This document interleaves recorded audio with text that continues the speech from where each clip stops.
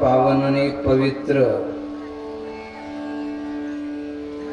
पर्वकाल ज्याला म्हणता येईल तो म्हणजे महाशिवरात्र। महादेवाला अत्यंत प्रिय ती म्हणजे महाशिवरात्र।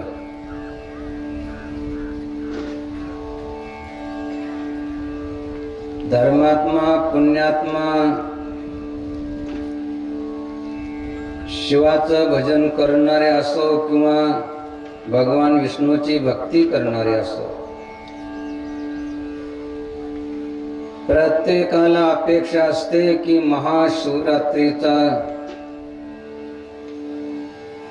पर्वकाल आल्यानंतर जास्तीत जास्त पुण्यकर्म, दान धर्म, भजन भक्ती आपल्या पण झाली पाहिजे। आणि याच उद्देशानं आपल्या गावातील भागातील धर्मात्मांनी पुण्यात्मांनी धर्मात्मांच्या पुण्यात्मांच्या सहयोगानं भगवंताच्या कृपाशीर्वादानं महाशिवरात्रीच्या निमित्तानं या ठिकाणी जपाचं, तपाचं, अनुष्ठानाचं, दानाचं, पुण्याचं, प्रवचनाचं आयोजन करण्यात आलेलं आहे।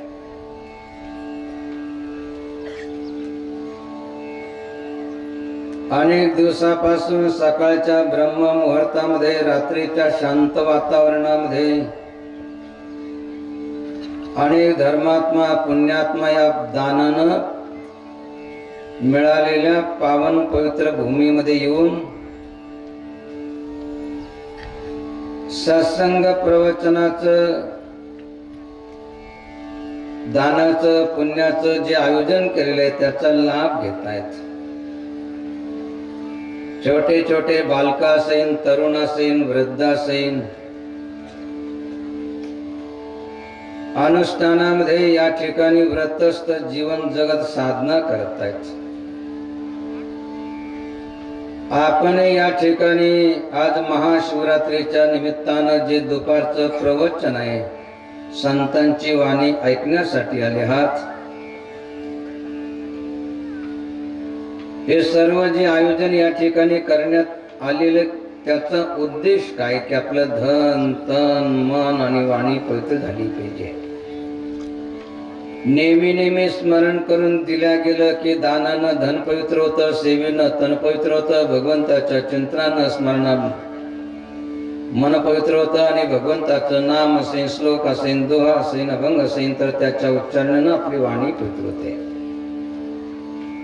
आपल्या धनाला, तनाला, मनाला, पवित्र वाणीला देखील पवित्र करावे या पवित्र उद्देशानं आपण सर्व धर्मात्मा पुण्यात्मा या ठिकाणी देवासारखे शांत बसले आहात। उद्देश आहे की आपलं धन, तन, मन आणि वाणी पवित्र झाली पाहिजे, म्हणून आपल्या धनाला, तनाला, मनाला, पवित्र वाणीला देखील पवित्र करण्यासाठी प्रत्येकानं परत एकदा दीर्घ श्वास घ्यायचा आहे, त्याच्यानंतर ओंकाराचं उच्चारण करायचं आहे, त्याच्यानंतर श्लोकाचं, नामाचं, अभंगाचं उच्चारण करायचंय की जेणेकरून आपली वाणी देखील पवित्र होऊन जाईल। म्हणून प्रत्येकानं परत एकदा दीर्घ श्वास घ्यायचा आहे आणि ओंकाराचं उच्चारण करायचं आहे।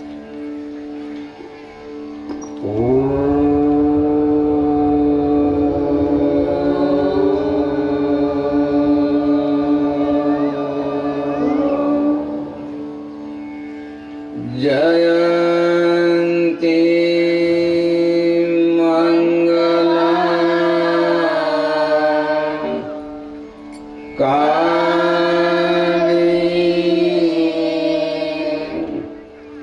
भद्रा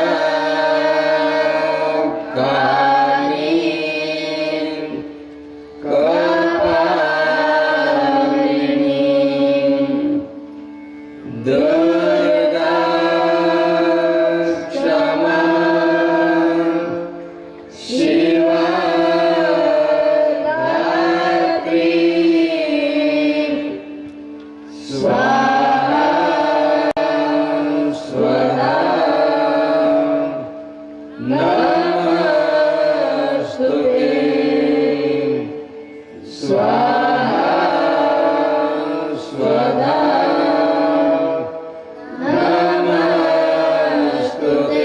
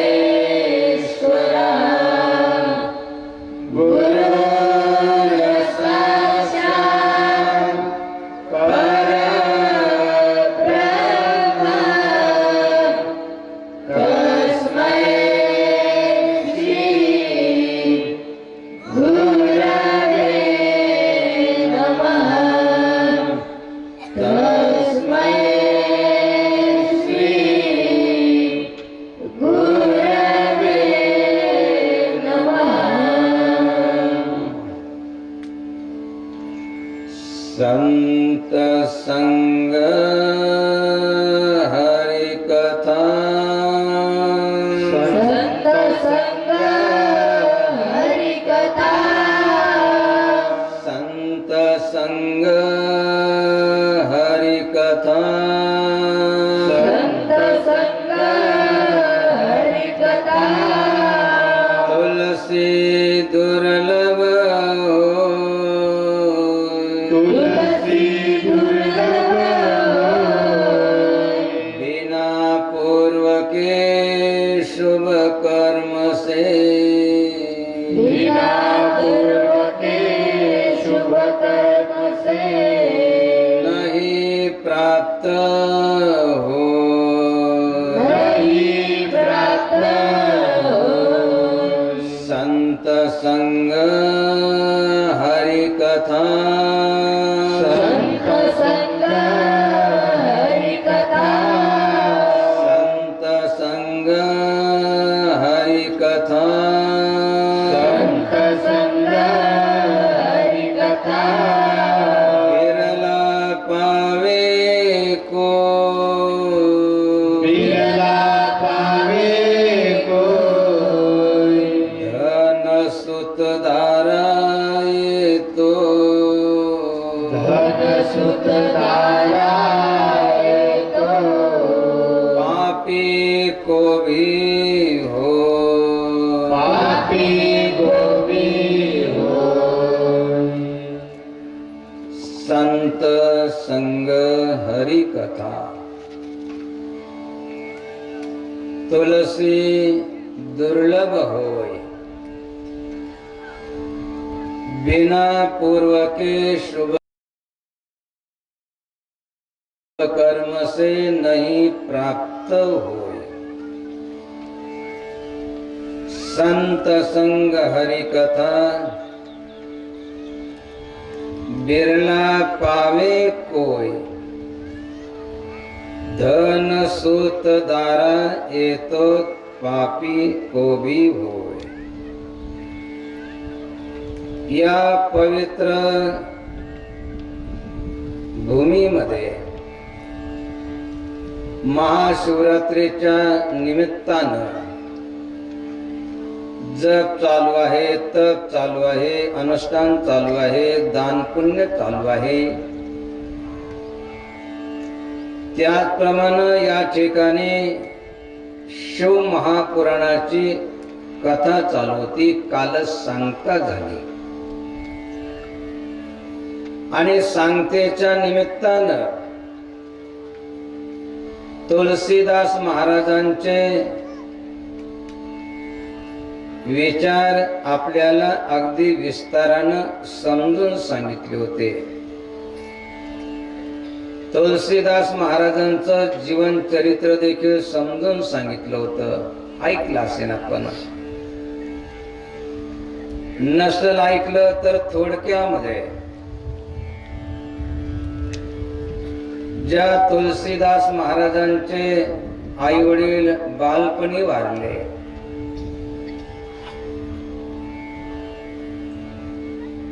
सांभाळणार कोणी राहिलं नाही. इतर बालक जसं स्वतःला अनाथ मानतात, रडतात की मला सांभाळणार कोणी नाही,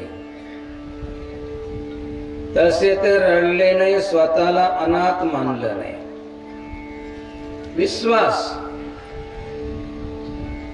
जन्म देणारे आई वडील आपल्याला एक दिवस सोडून जाणारच आहे,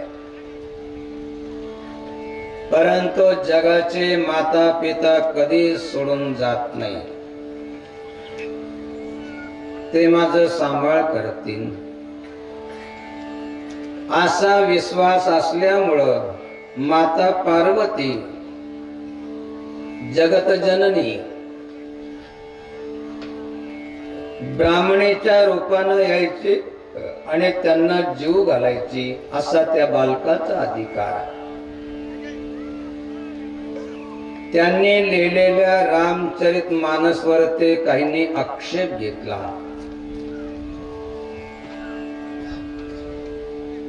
त्यांनी सांगितलं की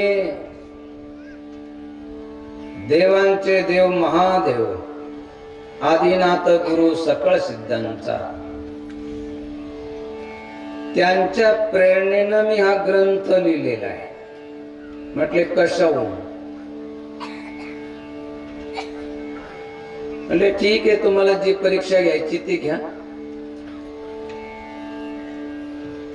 भगवान शिवाच्या मंदिरामध्ये खाली रामचरित मानस ग्रंथ ठेवला, वरती अनेक ग्रंथ ठेवले, दरवाजाला कुलूप लावून बंद केलं. सकाळी बघितलं तर रामचरित मानस त्या सर्व ग्रंथाच्या वरती होता आणि त्या ग्रंथावरती भगवान शिवाची स्वाक्षरी होती, सत्यम शिवम सुंदरम. तारुण्य अवस्थेमध्ये भगवान रामाची लक्ष्मणाची सेवा केली, त्यांनी त्यांच्या कुट्याचं रक्षण केलं भगवंताला. शिव विष्णू दोघे एकच अवतार, वेदांनी निर्धाराची केली जैसी भक्ती. शैव का वैष्णव पाहता तो देव नाही दुजा. भेद नाही मानला. काही काही भेद करतात, वाद करतात. ते म्हणतात आम्हाला शिवाची भक्ती चालत नाही, काही म्हणतात पांडुरंगाची भक्ती चालत नाही. कोणत्या देवाची भक्ती चालते हेच कळत नाही त्याला.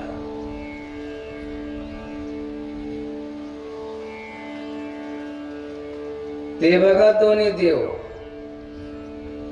भजन करी महादेव, राम पूजी सदा शिव. दोन्ही देव एके पायी, तया भेद तुझे नाही. एकमेकाचा सन्मान, एकमेकाचा आदर, एकमेकाचं पूजन करतात. सांगायचं तात्पर्य, ज्यांच्यामध्ये भेद नव्हता, ज्यांच्यामध्ये वाद नव्हता, त्या महान तुलसीदास महाराजांनी सांगितलं, विचार सांगितला की संत संग हरी कथा तुलसी दुर्लभ. संताच्या मुखानं कथा कीर्तन प्रवचन ऐकणं दुर्लभ आहे. भगवान श्रीकृष्ण देखील म्हणतात की संत मुखीची कथा आदरे ऐके श्रोता तय तयाचे भाग्य तत्वता मजई सर्वथा न वर्णवे. संताच्या मुखानं जर भगवंताची कथा कोणी ऐकत असेल, संतमुखीची कथा आदरे ऐके श्रोता, आदरानं कथा कीर्तन प्रवचन कसं ऐकायचं लक्षात घ्या. चोखल्या पुत्राची वार्ता जैसे ऐके माता. विधवा बाई आहे आणि त्याचा एकुलता एक मुलगा तो हरवला, बरेच दिवस झाले काही सापडत नाही. आणि तेवढ्यामध्ये एक बाबा आले आणि ते म्हटले की बाई तुमचा मुलगा ना आई बर का, सांगू का कुठे. आता काय म्हणेन भाऊ अजून स्वयंपाक बनवायचंय, जेवायचंय, काम पडलं नंतर सांग अशी म्हणेन. सार ताण भोग काम धंदा सर्व सोडून एक एक शब्द ती माऊली हे ऐकायला तत्पर होते की हरवलेला मुलगा कुठे आहे.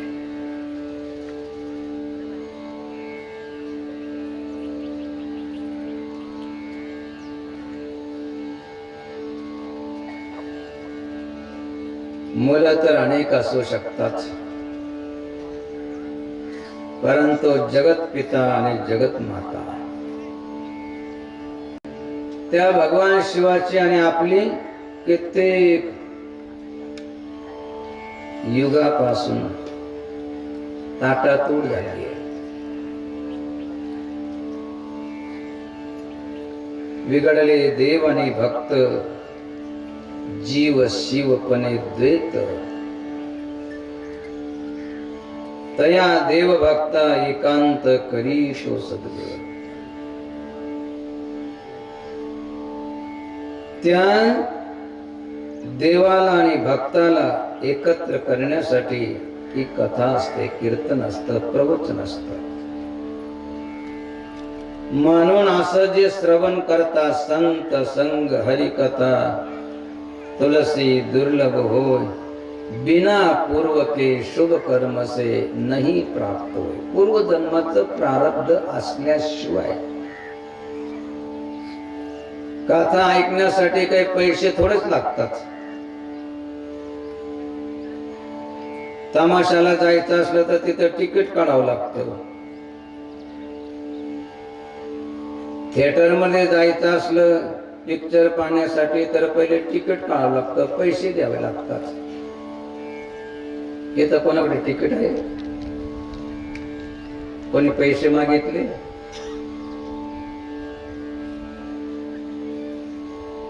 तिथं तर सर्व विकार आहे.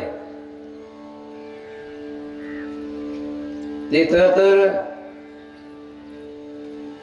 दुर्गतीला जाण्याची शक्यता आहे. इथं आहे आपण तरुण जगाला तारण्याची सोय या ठिकाणी आहे. मग कोणी पैसे मागत नाही, तिकीट लागत नाही. याचा अर्थ सर्वांनाच या कथेचा कीर्तनाचा प्रवचनाचा लाभ होतो असं मुळीच नाही. शुभ कर्म से नहीं प्राप्त होय. काय दोन गोष्टी, संत संग आणि हरी कथा तुलसी दुर्लभ होय, बिना पूर्व के शुभ कर्म से नहीं प्राप्त होय.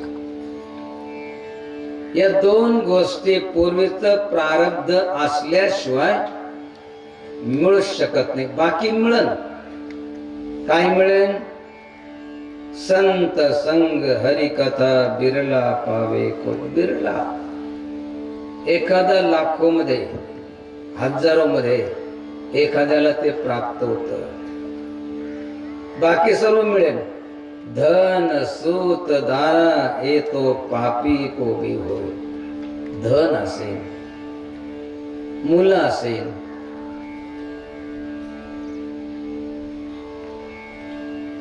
धृतराष्ट्राला किती होते? 100. तेवढे आहे कोणाला?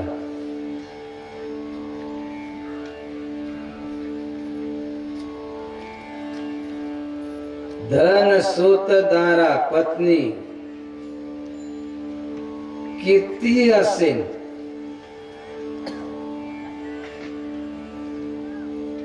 आणि मिळत, कोणाला मिळतं? पाप्यालाही मिळतं. परंतु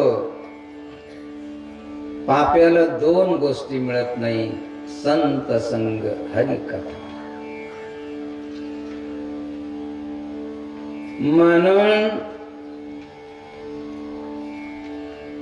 समजा आपल्याला ऐकायला मिळत असेल संताच्या मुखानं, ऐकायला जरी मिळाली, काहींची अवस्था कशी आहे? नळी फुंकली सोनारे, इकडून तिकडे गेले वारे. एकूण ऐकलं, तिकडून सोडून दिलं, जसे ना तसेच, जसे सोनाराची नळी. सोनाराच्या नळीना संबंधित फुकणी असते ना घरामध्ये, एकूण फुकलं की गेले, काही नाही त्याच्यामध्ये.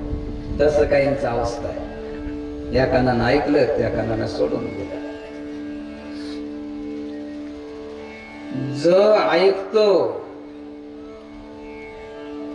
त्याचा विचार करतो, मनन करतो, चिंतन करतो आणि तसं वागण्याचा निधध्यास घेतो. कोण? ज्याचं काही पूर्वजन्मीचं प्रारब्ध असेल, संचित असेल, त्याच्यावर ते ईश्वराची कृपा असेल. म्हणून पूर्वजन्मीचं भले प्रारब्ध नसेल, चांगलं संचित नसेल, पण ईश्वराची कृपा जर झाली ना, जसं जीवनामध्ये जे मिळतं, पुरुषार्थ पूरब कर्म परमेश्वर प्रधान, तुळसी तैरत सरसही सबई का जाना. काही मिळतं प्रारब्धानं, काही मिळतं पुरुषार्थानं. आता तेवढा पुरुषार्थही नाही, तेवढं आपलं नशीबही नाही, भाग्य नाही तेवढं. आणि जर का ईश्वराची कृपा झाली तर सर्व मिळू शकतं. त्याला या जगामध्ये काही अशक्य राहत नाही. म्हणून संतांची संगती मिळाली पाहिजे. त्यांची वाणी ऐकून तिचं आपल्या जीवनामध्ये पालन करून जीवनाचं सार्थक झालं पाहिजे. असं वाटत असेल तर त्याच्यासाठी ईश्वराची कृपा झाली पाहिजे. आणि ईश्वराची कृपा संपादन करायची असेल तर त्याच्यासाठी ईश्वराचं भजन चिंतन केलं पाहिजे. म्हणून या ठिकाणी आले आहात तर काय करा? थोडस भगवंताचं चिंतन करा, स्मरण करा, भजन करा. नमः शिवाय. ओम नमः शिवाय.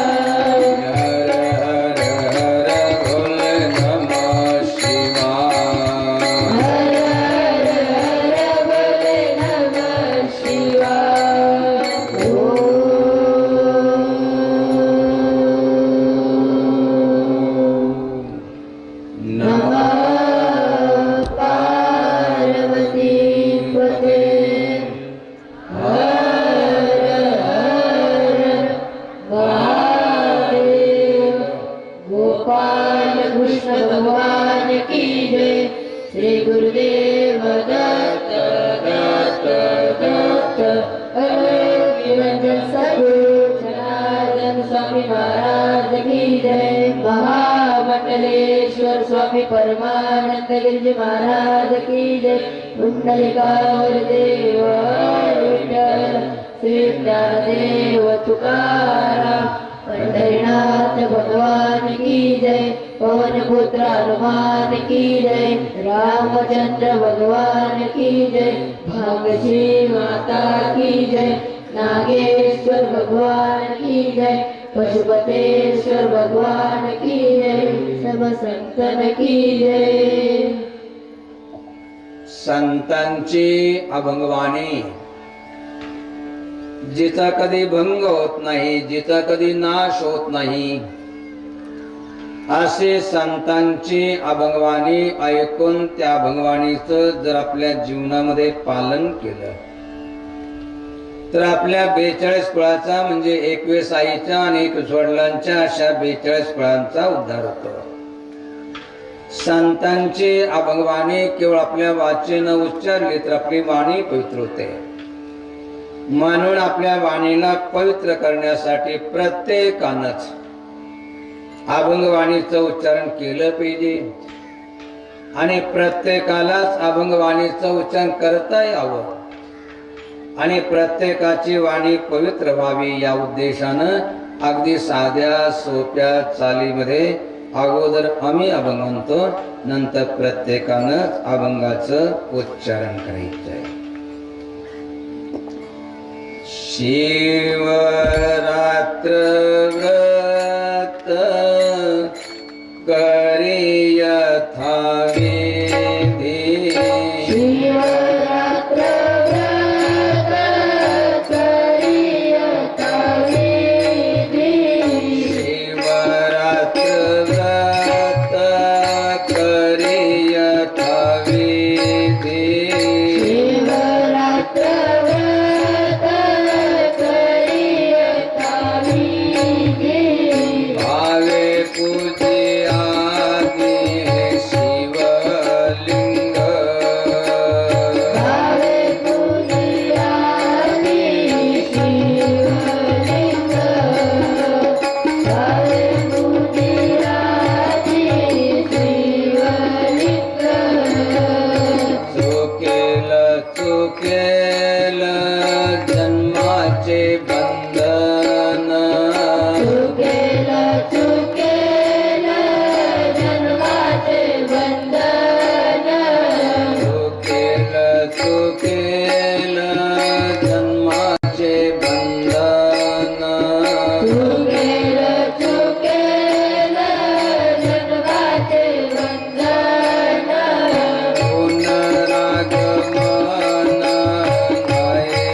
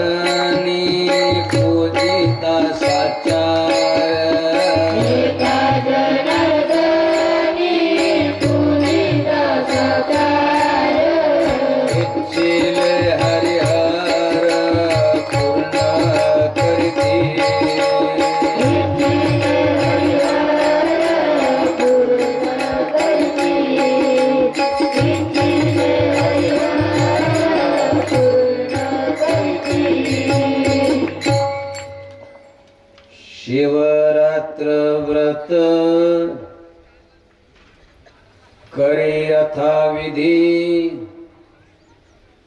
भावे पूजी आदि शिवलिंग चुकेल चुकेल जन्माचे बंधन पुनरागमन नये तिने एक बिल्बदळ चंदन अक्षता पूजन तत्वता सोपे बहु एका जनार्दनी पूजिता साचार इच्छिले हरिहर पूर्ण करीती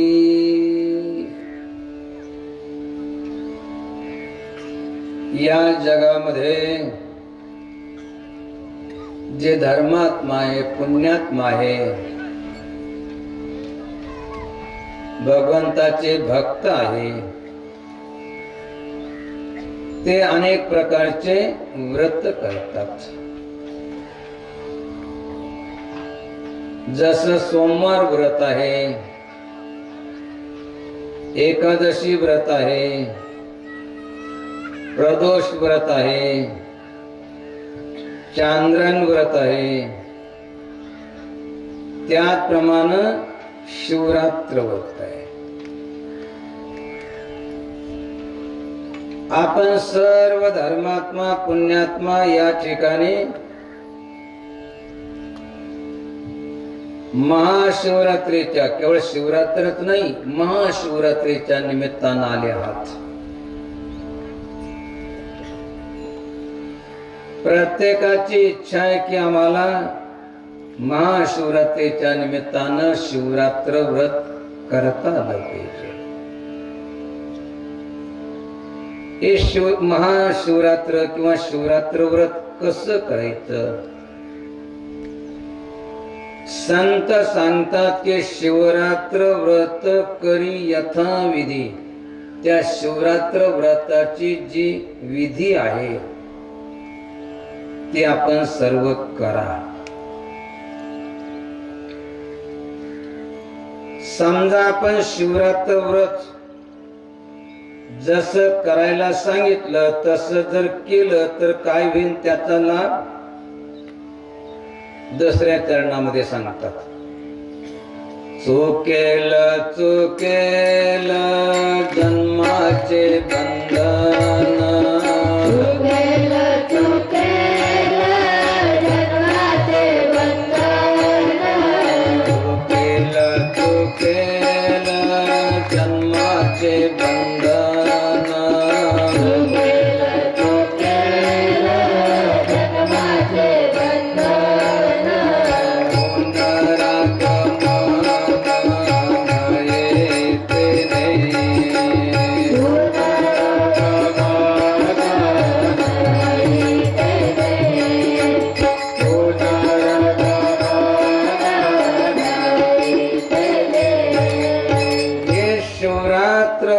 जसं करायला सांगितलं तसं जर आपण केलं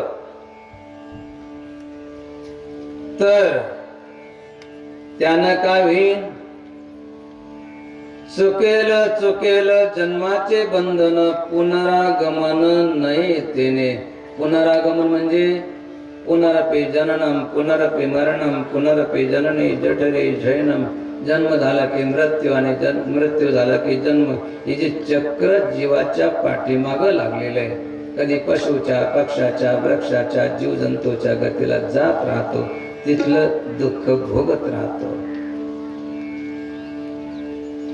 या जन्म मृत्यूच्या चक्रापासून जर आपल्याला मुक्त व्हायचं असेल तर त्याच्यासाठी काय करा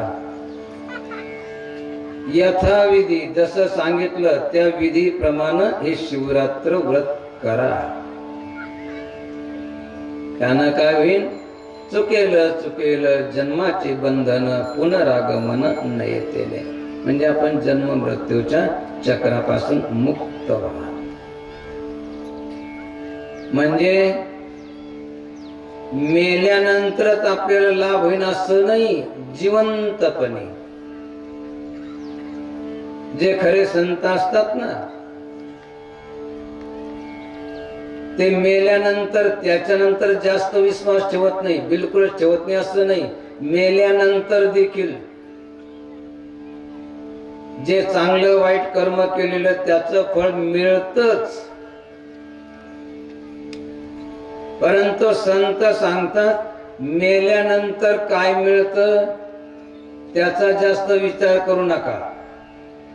जिवंतपणे काय मिळतं त्याचा विचार करा. आज नगद कल उधार मिळालं कोणाला उधार? दररोज गेलं की तीच पाठी आहे. आज नगद द्या, उद्या उधार द्या. उद्या गेले की आज नगद द्या, उद्या उधार द्या. कधीच उधार मिळत नाही, ते तर नगदीच द्यावं लागतं. सांगायचं तात्पर्य जे कर्म केलं ते पुढच्या जन्मामध्ये मिळणार आहे. आता बरेचसे म्हणते की ठीक आहे, पुढच्या जन्मामध्ये मिळणार आहे, मेल्यानंतर मिळणार आहे, ते ठीक आहे. परंतु आता काय मिळेल ते सांगा ना.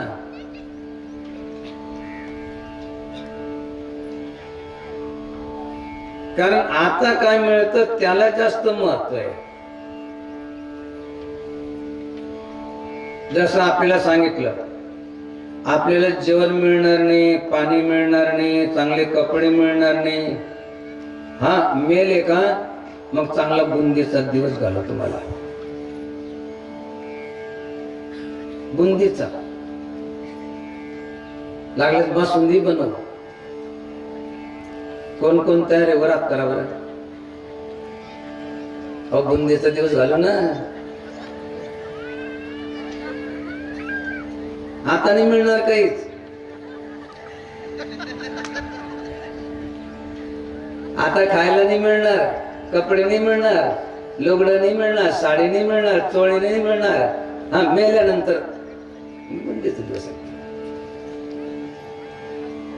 कोण तयार आहे? कोणी तयार नाही. नगदी मिळाला पाहिजे. साधो जीवत ही करू आशा, मोये मुक्ती गुरु कहे स्वार्थी, झूठा दे विश्वासा, साधो जीवत ही करू आशा. जिवंतपणे मिळाला पाहिजे. आता जर यथाविधी शिवाचं पूजन केलं, चुकेल जन्माचे बंधन, पुनरागमन नाही तेने. ठीक आहे, मुक्तवान पण आपण म्हणा. जोपर्यंत जिवंत तोपर्यंत काय मिळतं हे सांगा ना.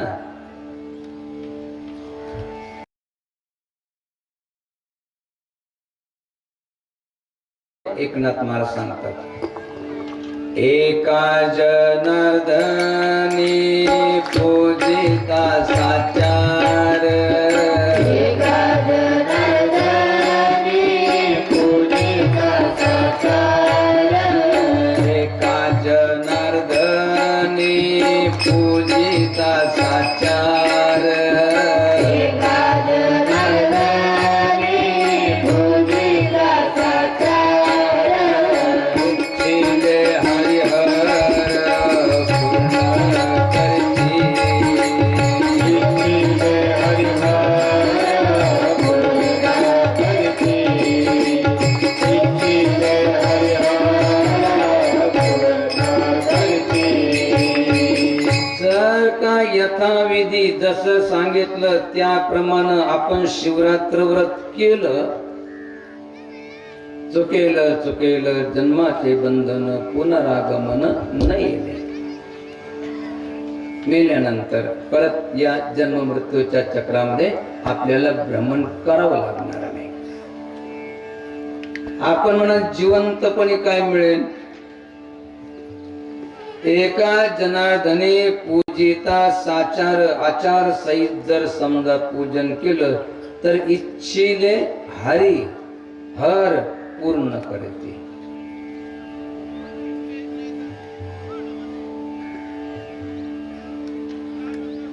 जर आपण हे शिवरात्र व्रत केलं, यथाविधी पूजन केलं, तर जे इच्छिले, जी आपली इच्छा आहे, इच्छिले हरी हर पूर्ण करते.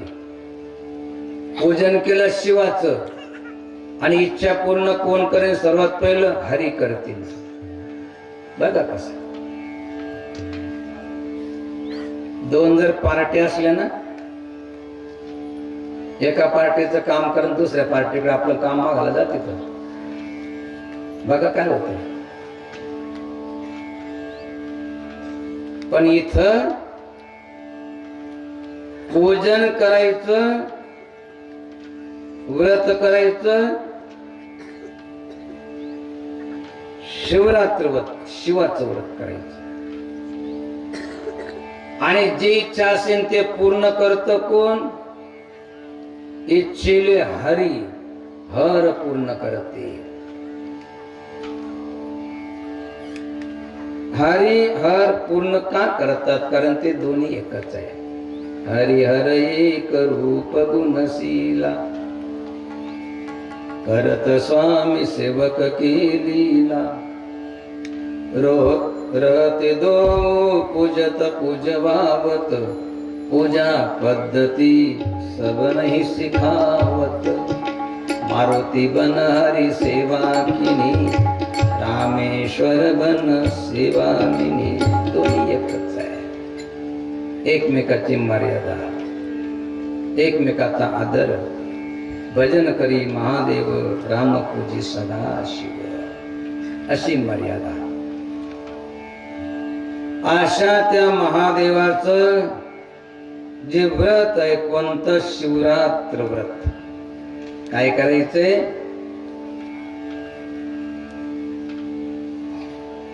शिवरात्रीच्या निमित्तानं हे सर्व कार्यक्रम चालू आहे.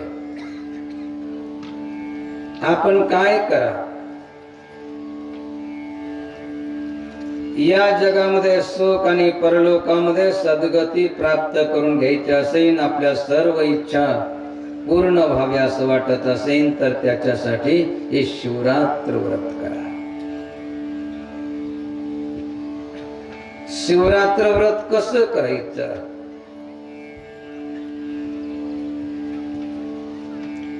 शिवरात्र व्रत करिया थाविधी, शिवरात्र व्रत करिया थाविधी.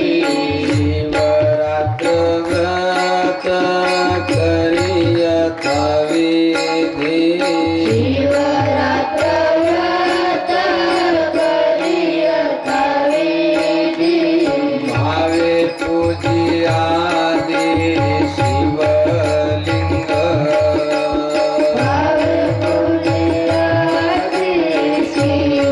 शिवलिंग. भावे पूजी आदि शिवलिंग. हे शिवरात्र व्रत जर यथाविधी करायचे असेल, तर सर्वात पहिलं सांगितलं की भावे पूजी आदि शिवलिंग.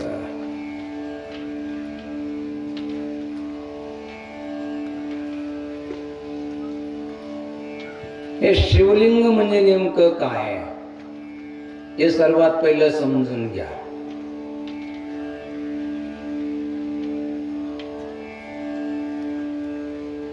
ज्याला शिवलिंग म्हणतात, बऱ्याचशा ठिकाणी ज्योतिर्लिंग म्हणतात.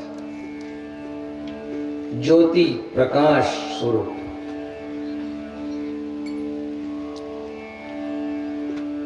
आणि त्या शिवलिंगाला जर समजून घ्यायचं असेल, तर त्याच्यासाठी ही शिवरात्रीची कथा ऐका.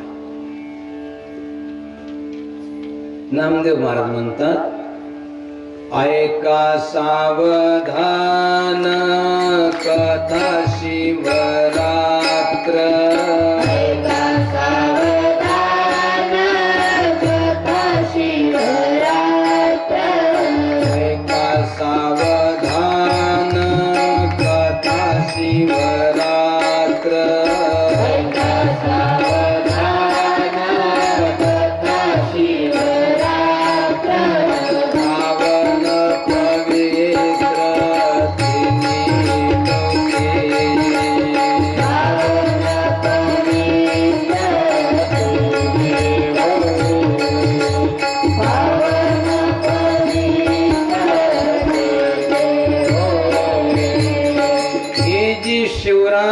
कथा आहे.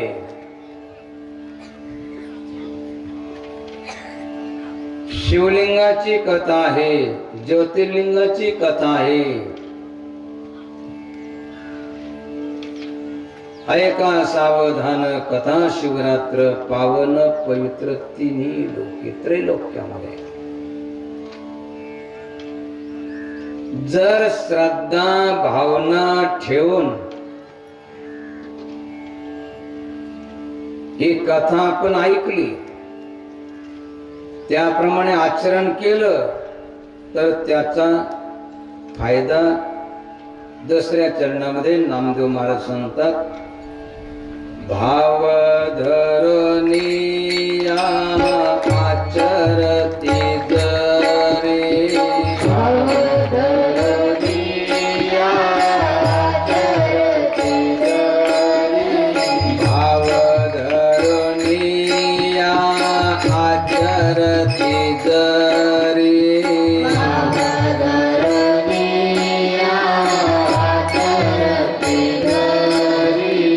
वास शिव पुरी घडे त्यासी.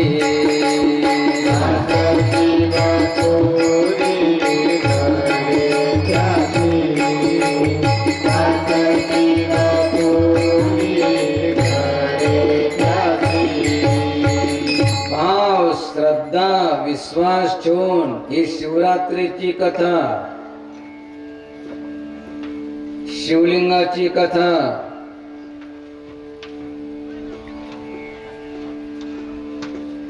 ज्योतिर्लिंगाची कथा जर ऐकली, वास शिवपुरी घडे त्यासी.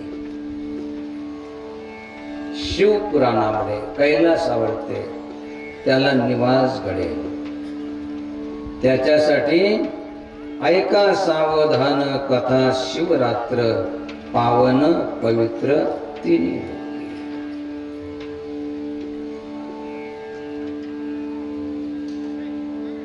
ज्यावेळेस पृथ्वी नव्हती त्यावेळेस सर्व जलमय होत. त्या जळामध्ये भगवान विष्णू शेष शय्यावरती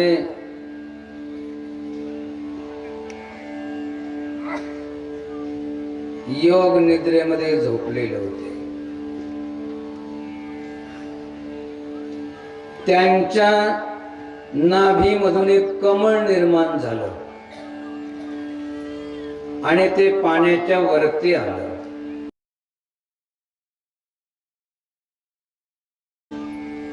त्या कमळामधून ब्रह्मदेवाची उत्पत्ती झाली.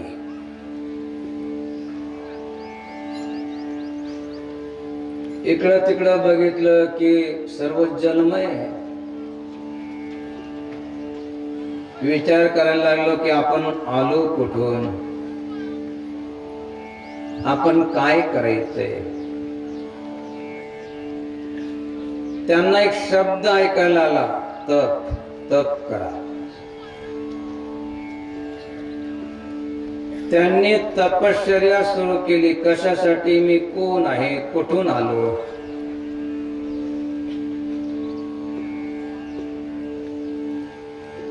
तेवढ्यामध्ये तिथं विष्णू भगवान प्रगट झाले.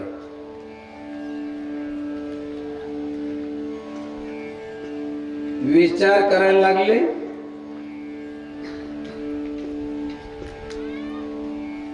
आणि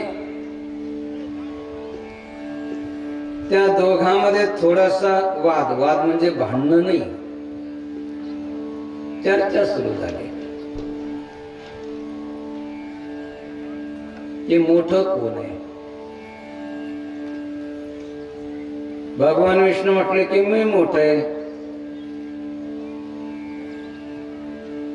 माझ्या नाभी कमलामधून तुमची उत्पत्ती झाली. ब्रह्मादेव म्हटले मी अगोदर या ठिकाणी आलो, मी मोठा आहे. आता दोघही मोठं मानायला लागले. निर्णय होणं की कोण मोठं आहे. जसा तिसरा पक्ष लागतो. आता हे म्हणतात मी मोठे, ते म्हणतात मी मोठे. आता कसं ठरायचं मोठं? तेवढ्यामध्ये त्या दोघांच्या मध्यभागी एक ज्योती निर्माण झाली, जिला म्हणतात ज्योतिर्लिंग, स्वयंप्रकाशित. ते विचार करायला लागले की आपल्या दोघांचं भांडणं चालू होतं किंवा आपल्या दोघांचा वाद चालू होता, कोण मोठे, आणि आपल्यामध्ये तिसरं काय निर्माण झालं? स्तंभ, ज्योतिर्लिंग.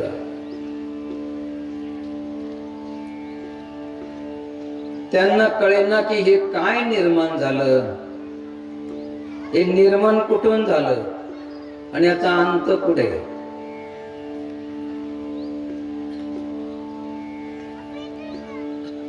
विष्णू त्याचा आदी म्हणजे कुठून निर्माण झाले ते बघायला गेले.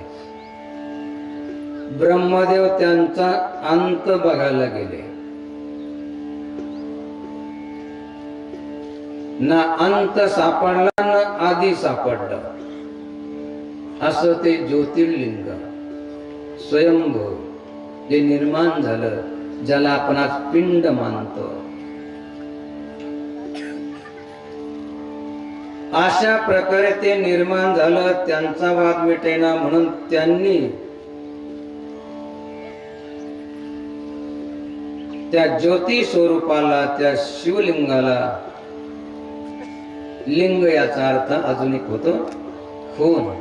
जसं फॉर्मवर ते लिहिलं असतं लिंग काय, स्त्रीलिंग, पुल्लिंग, स्त्री आहे की पुरुष आहे, त्याची ओळख लिंगामुळे होते. तसं हे शिवलिंग म्हणजे शिवाची ओळख. शिव तर तसे निर्गुण आहे, निराकार आहे, त्यांना कसल्या प्रकारचा आकार नाही, सर्व ठिकाणी व्याप्त आहे. यत्र यत्र स्तो देवा सर्वव्यापी महेश्वरा. आधी सापडलं नाही, अंत सापडला नाही. मग त्या ज्योतीमधून भगवान शिव प्रगट झाले. ते हे ज्योतिर्लिंग. ज्या दिवशी भगवान शिव त्या ज्योतिर्लिंगाच्या रूपानं प्रगट झाले, जन्मदिवस नाही, भगवान शिवाचा ना जन्म आहे ना मृत्यू आहे. ज्याचा जन्म होतो त्याचा मृत्यू होतो. भगवान शिवाचा जन्म झाला नाही.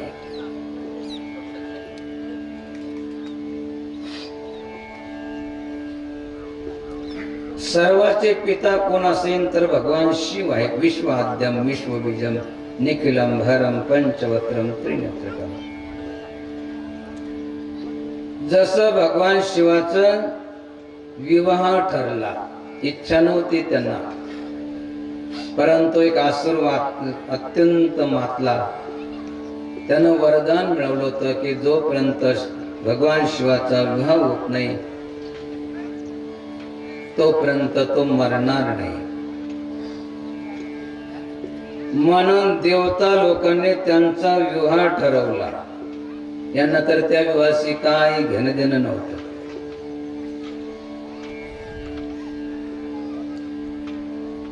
लग्न ठरलं आणि मग मंगलाष्टकाच्या पूर्वी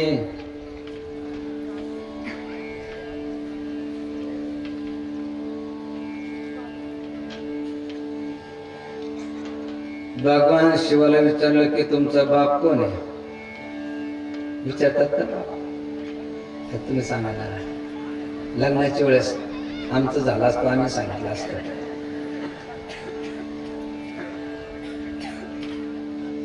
म्हटले तुमचा बाप कोण आहे? आता कोणता बाप सांगाव? बाप तर आहेच नाही. पण नाही सांगावं तर लग्न मोडत. आणि देवताला ते ती काळजी, एक तर मोठ्या मुश्किलीने तयार झाले, एक तर तयारच होत नव्हते. बरी आपली समाधी,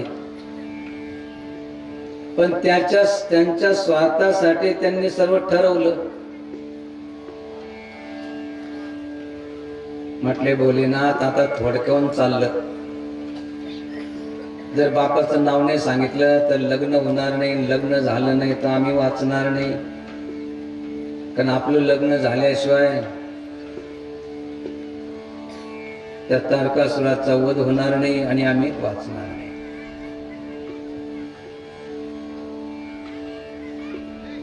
आणि ते ताळून बसले, तुमच्या बापाचं नाव सांगा.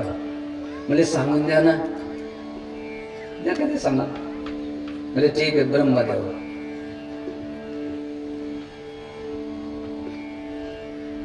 म्हटले ब्रह्मदेवाच्या बापाचं नाव आलं का परत? आता एक सोडायला जात दुसरं करत. आता आले परत, आता काय सांगा म्हणे आता. म्हणजे त्या सांगून आता सांगितलंच आहे, त्याला कोणीतरी बाप असणारच ना. त्या सांगून विष्णू आलं थोडक्यामध्ये. म्हणे विष्णूचा बाप, म्हणे विष्णूचा बाप मीच आहे, तुम्हाला द्यायचे असेल मुलगी तर द्या ना. विष्णूचा बाप मीच आहे. सांगायचं तात्पर्य के विश्वाद्यम विश्वबीजम निखिलम धारम पंचवत्रम अजन्मा.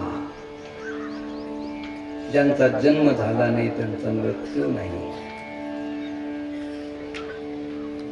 सांगायचं तात्पर्य महाशिवरात्र म्हणजे काही भगवान शिवाचा जन्मदिवस नाही. जसे रामनवमी,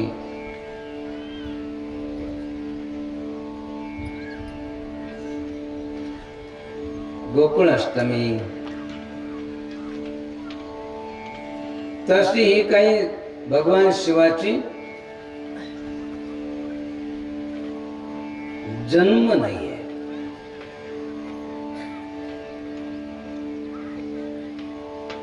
ज्या दिवशी या पृथ्वी तलावर ते भगवान शिव ज्योती स्वरूपानं ज्योतिर्लिंगानं प्रगट झाले,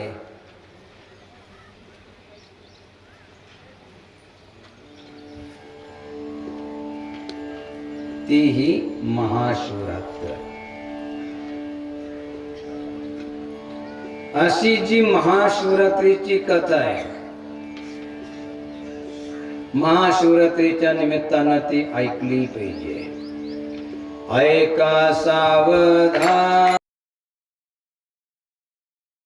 शिवरात्र, ऐका सावधान कथा शिवरात्र, ऐका सावधान कथा शिवरात्र, ऐका सावधान कथा शिवरात्र, पावन पवित्र तिन्ही लोके, पावन पवित्र तिन्ही लोके, पावन पवित्र तिन्ही लोके.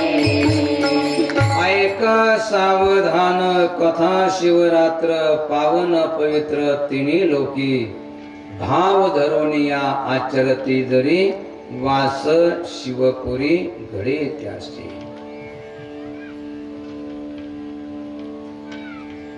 शिवरात्र व्रत करी यथाविधी,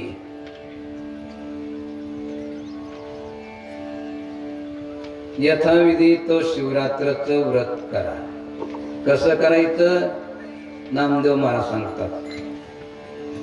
उपवास आणि शिवाचे पूजन, उपवास आणि शिवाचे पूजन, उपवास आणि शिवाचे पूजन, उपवास आणि शिवाचे पूजन,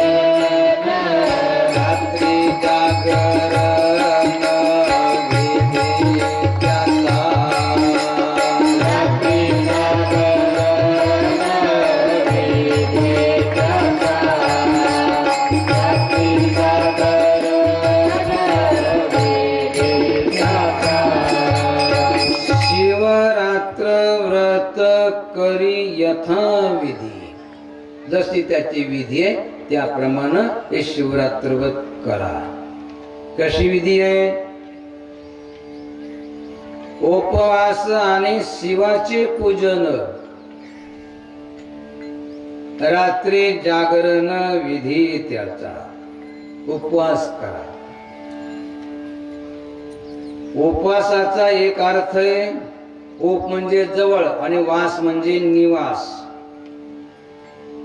उपवास करायचा,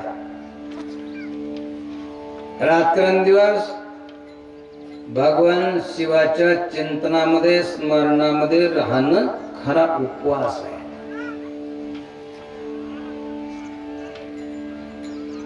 त्या दिवशी शक्यतो बरेचसे लोक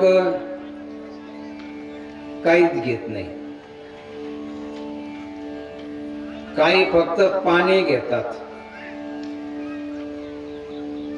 नाही जमलं त्यांना तर काही फळं घेतात, फळहार करतात. आणि तोही नाही जमला, समजा शरीर स्वास्थ्य नसेल तर ठीक, तर घ्यावंच लागत असेल, ऍसिडिटी वाटत असेल तर त्याच्यासाठी मग हराळ करतात, उपवास करतात. दिवसभर उपवास करायचा.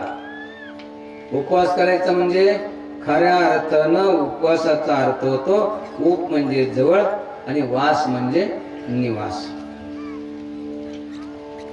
भगवान शिवाच्या जवळ आपली चित्तवृत्ती ठेवा. मग आपण भले दिवसभर मंदिरामध्ये थांबा, नका थांबू, पण आपली चित्तवृत्ती रात्रंदिवस भगवान शिवाच्या नामाकडे असली पाहिजे, भगवान शिवाच्या भक्तीकडे असली पाहिजे.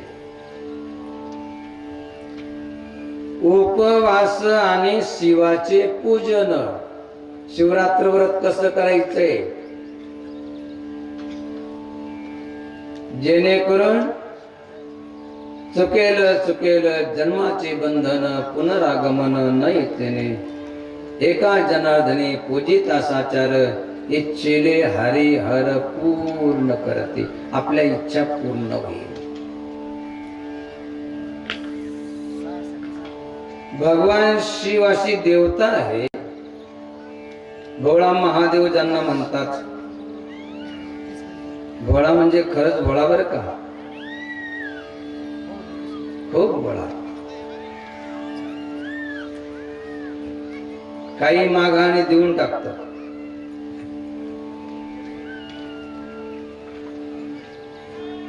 एकदा रावणानं मागितलं की हे महादेवा, तुमची पत्नी लय चांगली, देऊन टाका मला. म्हणजे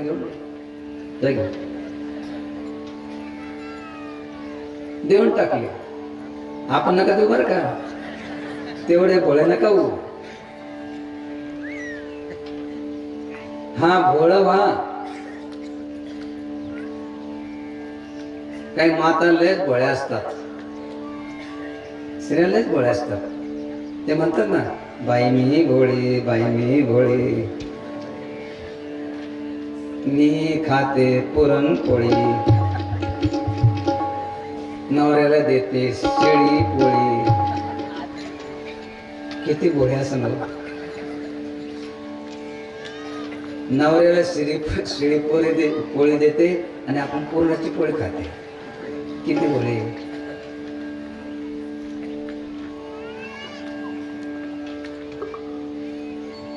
भगवान शिवा एवढं आपण भोळ होऊ नका. ते भोळे महादेव तेच करू झाले. रावणानं मागितलं ते तुमची पत्नी मला देऊन टाका. म्हणजे पाहिजे तर जागे.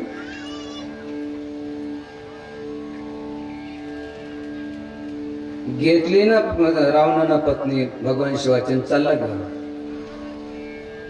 सर्व देवतांमध्ये अहंकार झाला की जर का जगतजननी माता पार्वती जर तिथं गेली तर मग कसं होईल. एक तर तो असुरवृत्तीचा. परंतु काय म्हणतात ना, भोळ्याच्या संसार परमात्मा चालवतो. नारद मुनी गेले, म्हटले रावण कुठे चालले? लंकेमध्ये. म्हटले कुठून? हे कैलासहून. म्हटले हे काय? म्हटले भगवान शिवाची पत्नी. आणि काय? अरे म्हटलं बायको कोणी देत असतं का? बायको कोणी देत असतं? म्हणजे नाही, भगवान शंकरानं सांगितलं की मी मागितलं पत्नी देऊन टाकले. म्हटले नाही, बायकोनी दिली तुम्हाला. ही जी आहे तर भगवान शिवाची दासी आहे, शिविका आहे. म्हटले मग खरी बायको? म्हटले मग ती दुसरी आहे. रावण आला परत, जगतजननी मातेला वापस करून दिलं. आणि मातेची एक दासी होती मंदोदरी, त्या दासीला घेतलं, घेऊन गेला. सांगायचं तात्पर्य की भगवान शिव सर्व काही देतात, काहीच मागं पुढं पाहत नाही. अत्यंत भोळा.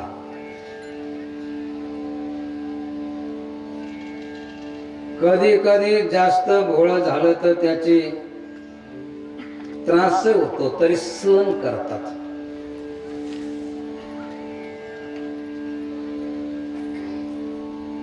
भस्म एका असुरानं वरदान मिळवलं, म्हणजे तपश्चर्या केली. तपश्चर्या केल्यानंतर तपामुळं काहीच अशक्य नाही. तपबल विष्णू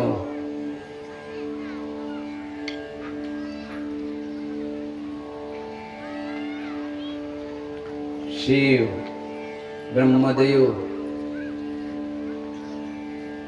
जगाची उत्पत्ती स्थिती लय करतात. तप केलं,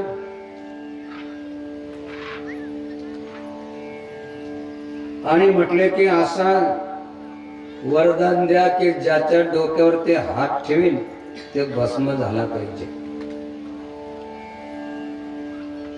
भगवान शिवाची ही कथा आपल्याला उपदेश देते की जो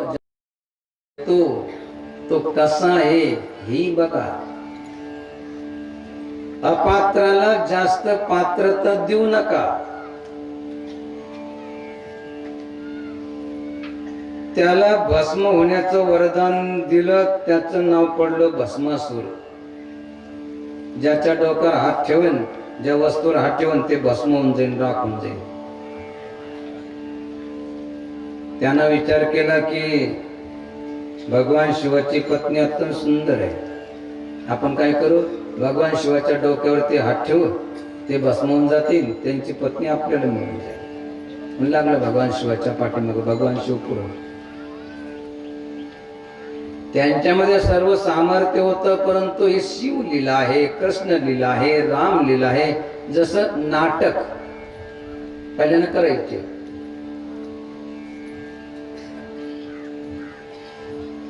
सर्व पात्र पुरुषच करायचे. स्त्री पात्र असलं तरी पुरुषच करायचे. रात्री कोण कुणाचा बाप व्हायचा, कोण कुणाचा मुलगा व्हायचा, कोण कुणाचा पती व्हायचा, कोण कुणाची पत्नी व्हायचा. रात्रभर फक्त नाटकापुरतं. नाटक संपल्यानंतर पती पत्नीचा काही संबंधच नाही, कारण दोन्ही पुरुष आहे. हे फक्त नाटक. तशी भगवान शिवाची लीला आहे की जो पात्र नसेल त्याला जास्त सन्मान देऊ नका, त्याला जास्त अधिकार देऊ नका. अन्यथा भस्मासुरासारखा तो आपल्यालाच भस्म करून सर्व आपल्या ताब्यात घेईल. सांगायचं तात्पर्य की महादेव सर्व काही देतात,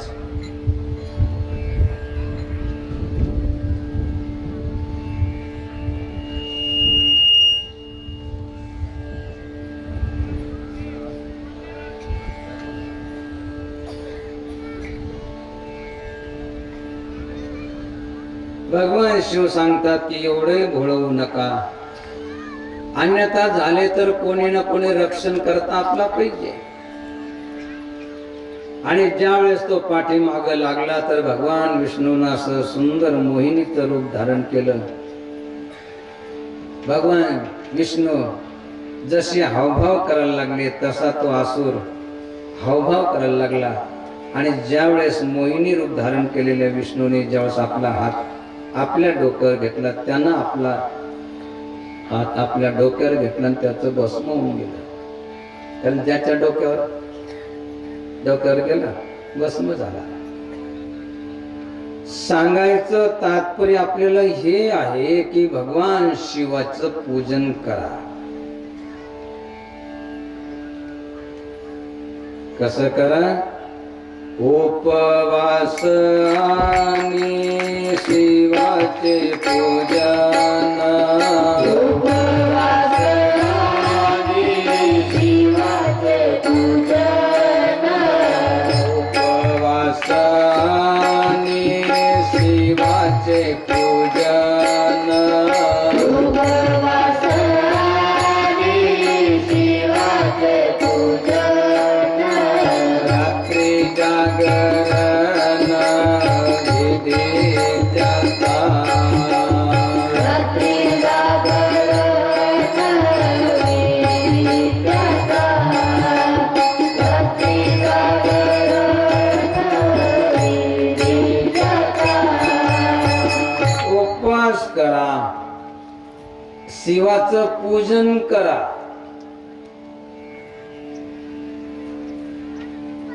सर्वात सोपं पूजन जर कुणाचं असेल तर भगवान शिवाचं पूजन आहे. सर्वात सोपं काय लागतं भगवान शिवाच्या पूजनाला? एक पसा पाणी, एक बिल्वदळ. एक पसा पाणी, एक बिल्वदळ. एक पसा पाणी, एक बिल्वदळ. एक पसा पाणी, एक बिल्वदळ. पूजन केवळ सोपे गाहो.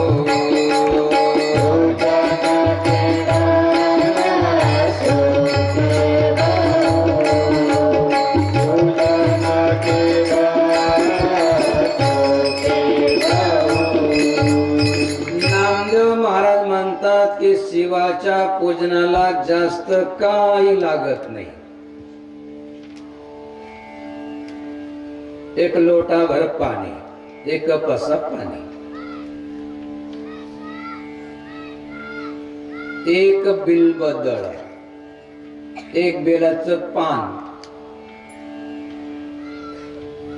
एक बिल्व शिवार्पणम कोटी कन्या महादानम, एक बिल्व शिवार्पणम. किती सांगितलं? एक बिल्वदळ. काही काही तर एवढं तोडून आणतात.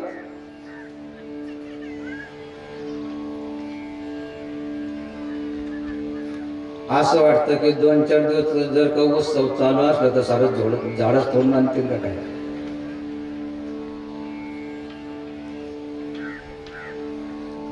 एक बिल्वदळ जर कोटी कन्या महादानम, एक बिल्व शिवार्पणम.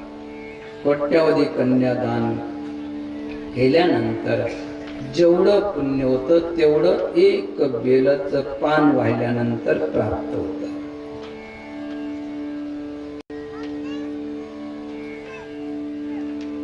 आणि जो बेलाचं झाड लावत असेल, त्याला पाणी घालत असेल, त्याला किती पुण्य प्राप्त होत असेल.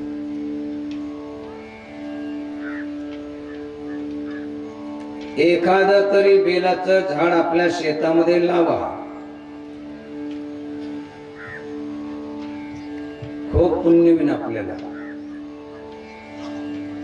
आणि बेल कोणतं लावा? आपण जर कधी काशी भागामध्ये गेला तर त्या ठिकाणी एक बेल मिळतं. आपल्याकडे जेवढी चक्की असते ना अशी एवढी मोठी, तेवढं ते बेल होतं. उन्हाळ्यामध्ये त्याचं शरबत पितात, उष्णता लागू नये, शरीरातली सर्व उष्णता त्यांना निघून जाते. एखादं तरी बेलाचं झाड जरूर लावा. त्याचं एक पान म्हणजे एकाच देठाला जे 3 पानं असतात तर एक पान, एक बिल्वदळ, एक पसा पाणी, एक बिल्वदळ, पूजन तत्वता सोपी बहु. एवढं जरी केलं तर भगवान शिव प्रसन्न होतात. आणि याच्यापेक्षा जास्त काही करायचं असेल तर एकनाथ महाराज म्हणतात, एक बिल्वदळ चंदन अक्षता, एक बिल्वदळ चंदन अक्षता, एक बिल्वदळ चंदन अक्षता, एक बिल्वदळ चंदन अक्षता, पूजन केवळ सुखे बहु, पूजन केवळ सुखे बहु, पूजन केवळ सुखे बहु. एक तांब्या पाणी, एक बिल्वदळ. अजून काही करायचं असेल तर एक बिल्वदळ चंदन अक्षता. अक्षता माहित आहे ना, तांदूळाचे 2-3 दाणे, क्विंटल भर नाही, जास्त नाही टाकायचे. काही काही तर एवढं टाकतात, तिथं वाहिलं की ते सडतं आणि तिथं दुर्गंध येतो. 2-3 अक्षता आणि चंदन एकदम शीतल जास्त.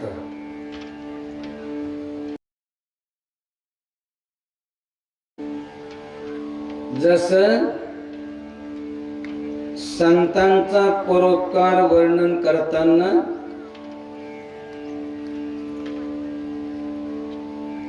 चंदन सर्वांगे झिजोनिया जाय, संतोष वे प्राणी जेने परे, तैसे साधू जन मने काया वाचा सुख देता नव्हे उदासी.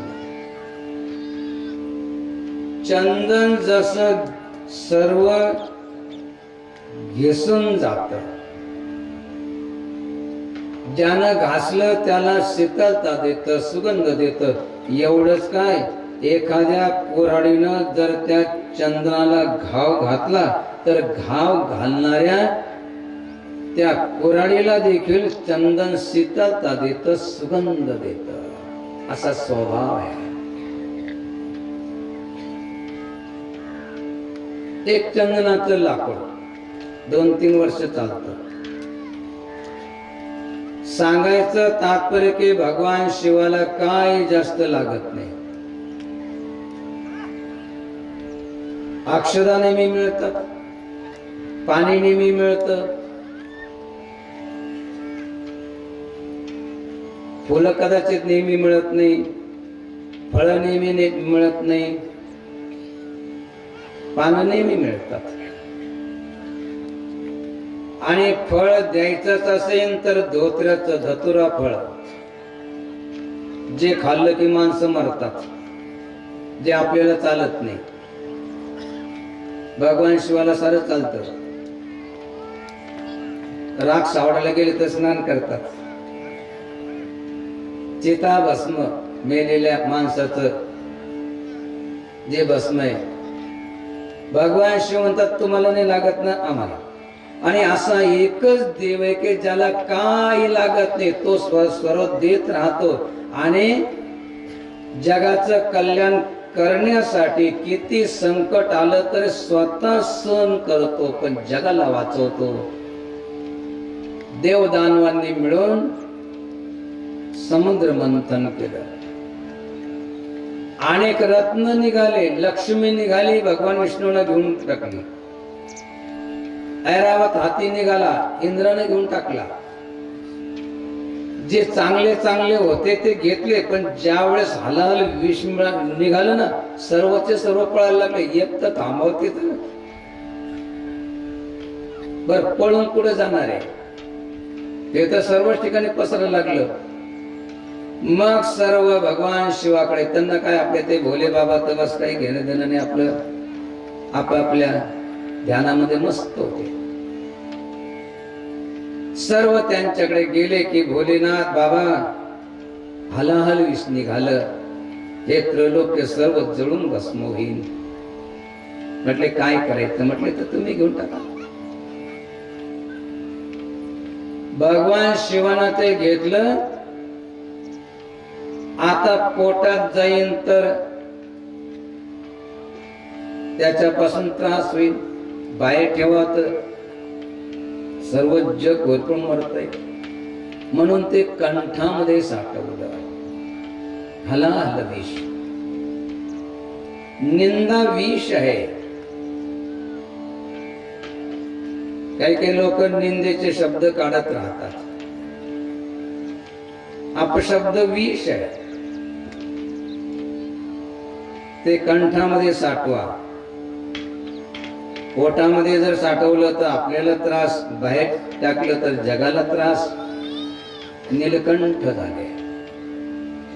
सांगायचं तात्पर्य की असे जे भगवान शिव आहे, उपवासाने शिवाचे पूजन, रात्री जागरण, विधी त्याचा, एक बिल्वदळ चंदन अक्षता, पूजन तत्वता सोपे, भाऊ खूप सोपे. सर्व सामुग्री आपल्याला मिळेल. त्याच्यासाठी प्रत्येकानं शिवाच्या मंदिरामध्ये जा, पूजन करा आणि अगदी बिनधास्त आपल्या अर्धांगीला, पत्नीला घेऊन जा तिथं. दुसऱ्या मंदिरामध्ये नेले तर म्हणते पहा ना, बघितली साडी कसे दागिने, आणि तुम्ही घेतले काय दागिने?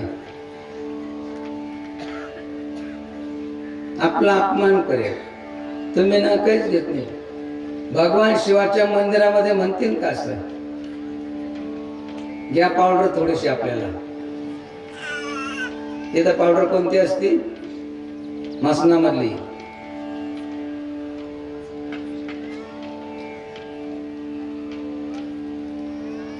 किंवा बघा ना कसा मस्त हार आहे भगवान शिवाच्या गळ्यामध्ये, घ्या ना थोडस आपल्याला.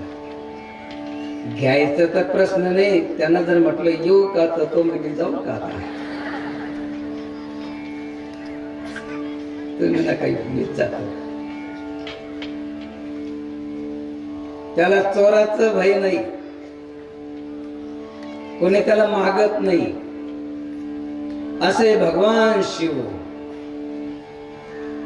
व्याघ्रंबर, दिगंबर आणि नेहमी भगवंताच्या स्वतनु धारणा ध्यान मंगलम. भगवान शिव एकतर समाधीमध्ये राहतात किंवा संतांच्या सानिध्यात जाऊन कथा श्रवण करतात, किंवा कोणी नसलं तर बस सरळ माता पार्वती काही ना काही प्रश्न विचारत राहते. कशासाठी? स्वतःसाठी नाही, जगाच्या कल्याणासाठी.